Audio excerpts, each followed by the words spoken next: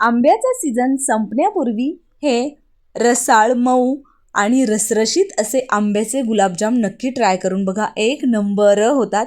पारंपरिक गुलाबजामला दिलेला हा आंब्याचा ट्विस्ट घरातल्या सगळ्यांनाच खूप आवडेल, एवढे जबरदस्त हे गुलाबजाम होतात. हॅलो एव्हरीवन, श्री स्वामी समर्थ सर्वांना. कसे आहात सर्वजण? मस्त मजेत आहात ना? मस्त मजेतच राहा. आज आपण इथे ना आंब्याचा सीझन संपत चाललाय, त्यापूर्वी आपल्याला हे आंब्याचे गुलाबजाम नक्की खायचेत, नाहीतर पुढच्या वर्षीपर्यंत आपल्याला वाट बघावी लागेल. तर इथे पाक करून घ्यायचा आहे. त्यासाठी 1 फुलपात्र पाणी घेतलं आहे. 1 फुलपात्रासाठी 1.5 फुलपात्र साखर घालायची आहे. केशरच्या काड्या घातलेल्या आहेत 10-12 आणि आपण हा पाक तयार करून घेतला आहे. इथे बघा साधारण 2 मीडियम आकाराचे आंबे घेतलेले आहेत. आंबे स्वच्छ धुवून घ्यायचेत आणि त्यानंतर आपल्याला याचा गर काढून घ्यायचा आहे. एका मिक्सरच्या भांड्यामध्ये मी याचा गर काढून घेते.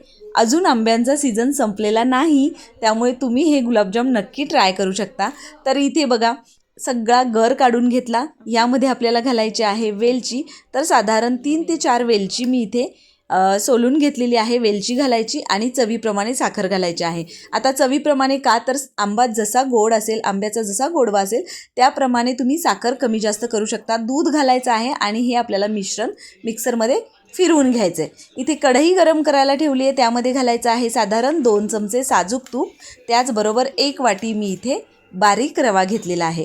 आता हा रवा आपल्याला 4 ते 5 मिनिटं मंद आचेवर छान तुपासोबत भाजून घ्यायचं आहे आणि त्यानंतर आपल्याला यामध्ये जे आपण तयार केलेलं आंब्याचं मिश्रण आहे ते यामध्ये घालून घ्यायचं आहे.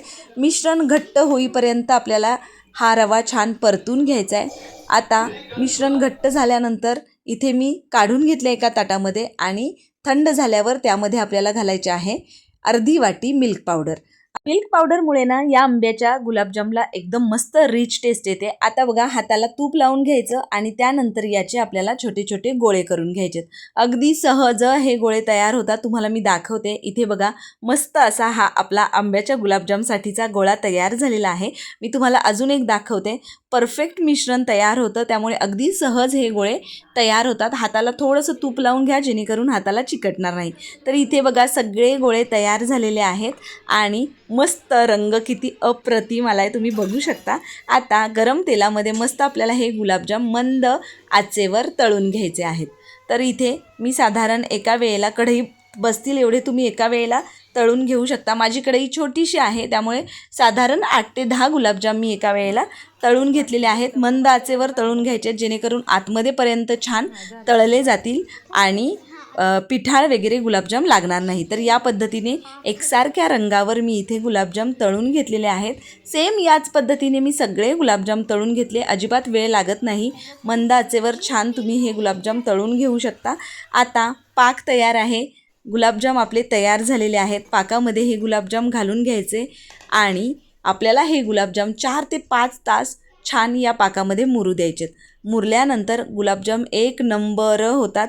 आंब्याच्या टेस्टमुळे खूप छान लागतात. त्यामुळे तुम्ही या सीझनमध्ये किंवा सीझन संपण्यापूर्वी आंब्याचे हे गुलाबजाम नक्की ट्राय करून बघा. तुम्हाला नक्की आवडतील.